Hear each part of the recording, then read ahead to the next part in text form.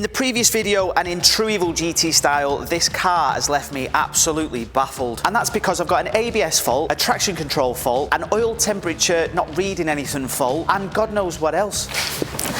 Now I pleaded to you lot at home and asked you for some advice because I am completely stumped. You guys said it could be faulty dials, faulty pedal switches, my dodgy wiring, could be the rear ABS sensors, could be low voltage on the battery, could be cables rubbing, could be a fuse, could be a dodgy earth, and countless other suggestions. And I'm not joking when I say this, the advice and help is massively appreciated, but it has given me a bigger headache, I think. And that's because in my own mind, I was thinking it could just be one or two things, but now it feels like it could be 100, 200 different things. So I'm gonna do what I should have done at the beginning, and that's go and see my friend Andy at AB Auto Care, who is a Ford specialist. It's currently, what's that, 10 past 11 in the morning on Friday. Tomorrow, Saturday, we're supposed to be at Jamie officially gas track day at Donington Park. The clutch is slipping and I've got ABS sensor faults.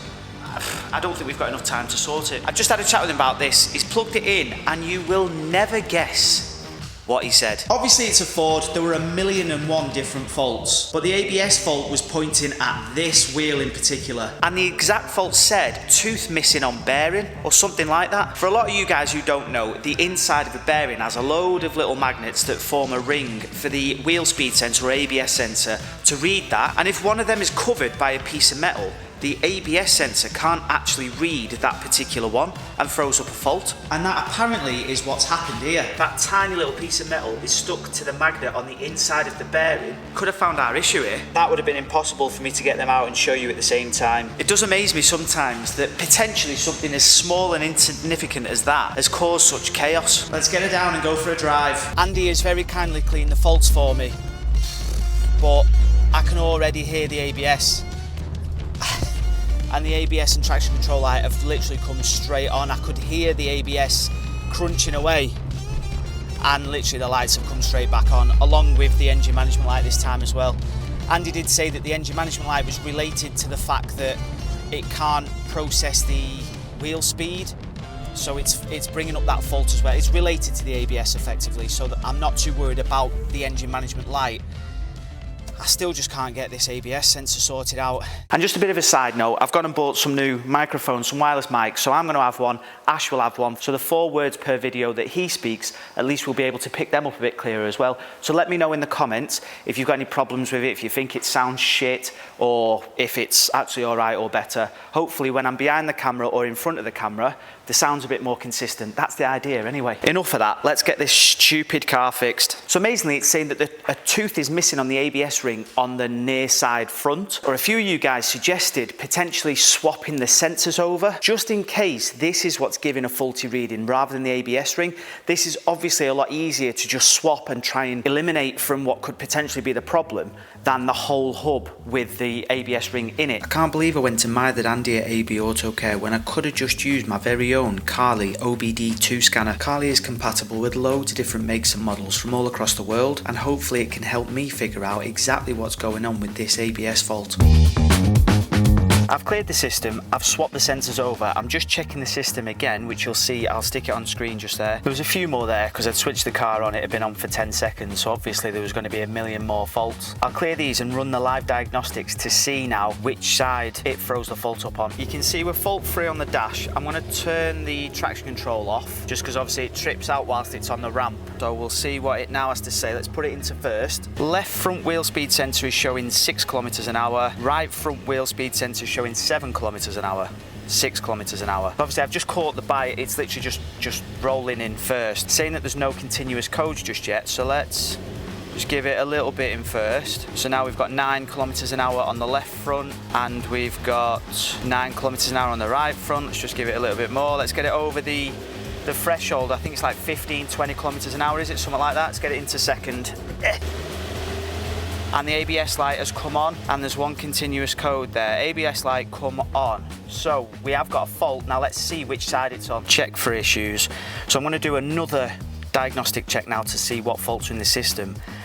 I'm hoping that it's moved to the driver's side, front right, but I've got a funny feeling it won't have done. It's saying we have 7 issues found. Let's have a look, see what this says. Anti-lock braking system, left front tone ring missing tooth. Same issue, same side. It's got to be that wheel bearing. Well, Carly's been an absolute lifesaver there. Thank you very much to them for sponsoring today's video. If you need help self-diagnosing your own cars, make sure you hit the link in the description box below and use code EvilGT15 for your 15% off. Although it's narrowed it down, it's made life a lot more difficult because it's not a 2-minute job to press that out. The whole hub, bearing and the ABS ring is all one assembly, and it needs to be pressed in and obviously pressed back out again. So I'm gonna have to go with my other John at the head shop, who's got a proper press, because I cannot do it on there. Not only that, I've got to take the whole thing off. Thank God I've got us separate hotel rooms at the hotel at Donington, because I think he's about to walk through the hotel with his exercise bike. Hiya, mate. What the fuck are you doing? I had to get this. Are you moved out? Yeah, I'm moving in here. Unfortunately, this ABS issue is just going to have to be parked, and we need to crack on with this clutch. Ash only really trusted me to take the wheels off and undo the hub bolt holding the drive shaft in position. The rest of my time was spent supervising, making sure he wasn't slacking. I've got to make sure I'm getting my money's worth, haven't I? I'd love to explain to you what's going on and what he's undoing, but I have absolutely no idea. You guys know not to be watching our videos for, you know, informative strip downs and what size bolts are and how many there are, because, well, I don't know what's coming off. Ash doesn't speak, so I don't know why I've just given him a microphone, to be honest, because it's a complete and utter waste of time. You just got to get him saying fuck, bollocks, bastard, and stuff like that, really. I'm gonna have to bleep that out. Most of the work at the top has been done, hasn't it, mate? Yeah. We're now starting on the bottom. I'm going to start putting counters on the amount of words you say in the video. Might have to do like a word bingo. That'd be quite funny. We'll see how many he comes out with. After a lot of bolts undone from the top and a lot of bolts undone from the bottom, I think we're getting to the point where this should just slip out, shouldn't it, Ash? Dead easy. There's the 15 mil one. Brilliant. Good chat, mate.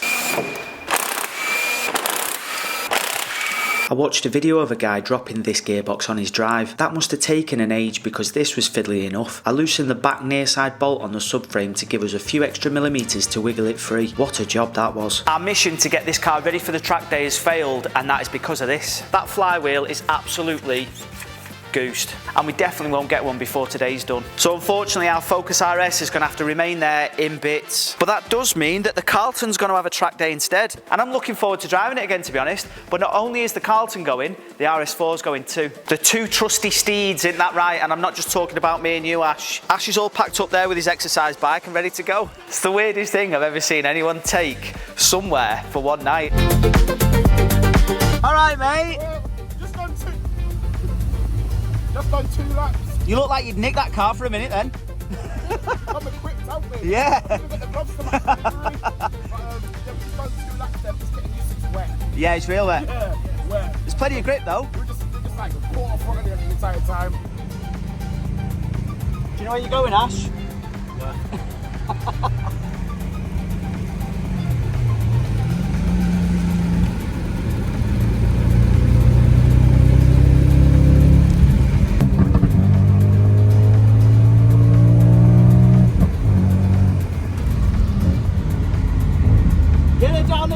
Lad. Go on, son.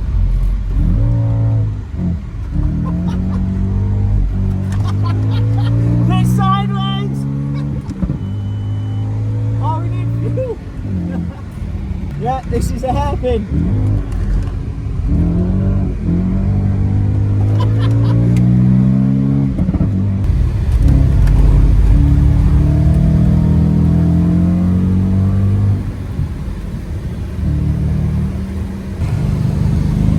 MSB! Go on, lad! I'd never experienced anything like this before. 3 years ago, I would have run a mile from anything like this, but I'm getting a lot better as a passenger now.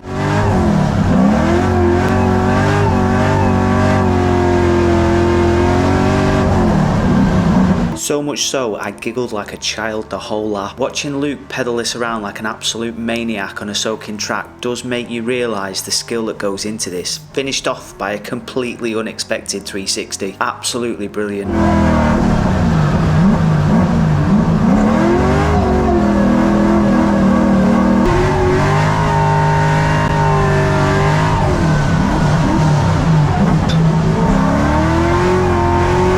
Thanks to Luke Woodham, and also to Brett Barnes, whose camera and helmet I borrowed for this footage as I got peer pressured into this unexpectedly. I'll put a link to both their socials in the description. Cheers guys.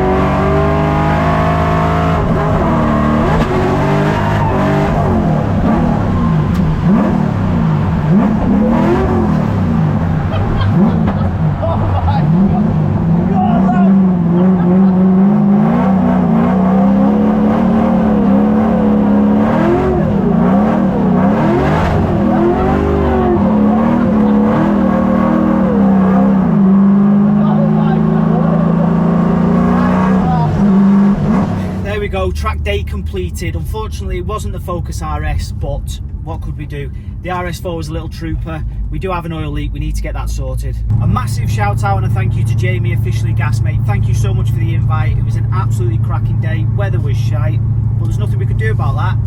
It was brilliant, so much appreciated. Great to see everybody down there and we had a great time. We didn't take the Carlton out, unfortunately. It just wasn't worth it for this absolute retro legend. The weather was that bad, it didn't seem like it was worth the risk. But as I mentioned in previous videos, there's definitely plenty of more content to come with this. We're currently gathering the parts together, bushes and gaskets and different bits and bobs, because this is having a full winter strip down and a refresh to make it like a brand new condition. In addition to that, there are more parts coming for the Yaris. I've had a bit of a change of heart with the turbo. I think I'm gonna downsize the turbo and get one that actually fits the manifold that we've bought, rather than trying to bodge ours together to make it fit. It's just gonna make more sense. There's not much room at the back of the block as it is, so a smaller turbo with the correct fittings will definitely be the way to go. Not only that, I am thinking that at some point the engine's probably going to come out of this to sort that oil leak out, and whilst it's out it makes sense then to strip it down and renew any parts that look like they're on the way. This has done over 171,000 miles now. I have absolutely no idea when the chains were done,